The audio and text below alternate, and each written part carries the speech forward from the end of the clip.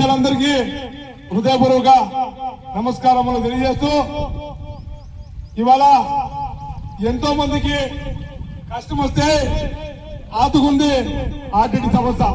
మరి అలాంటి ఆర్టీటీ సంస్థకి ఇవాళ కష్టం వచ్చింది. ఈ కేంద్ర ప్రభుత్వాలు ఏదైతే ఉన్నాయో ఆ కేంద్ర ప్రభుత్వాలు ఆర్టీటీ యొక్క నిధులు రావాల్సినటువంటి నిధులను విడుదల చేయకుండా హోల్లో పెట్టడం జరిగింది. మరి అదేవిధంగా ఇవాళ ప్రజాబల సంఘం ఆధ్వర్యంలో రథయాత్ర కార్యక్రమాన్ని శ్రీకారం చుట్టడం జరిగింది.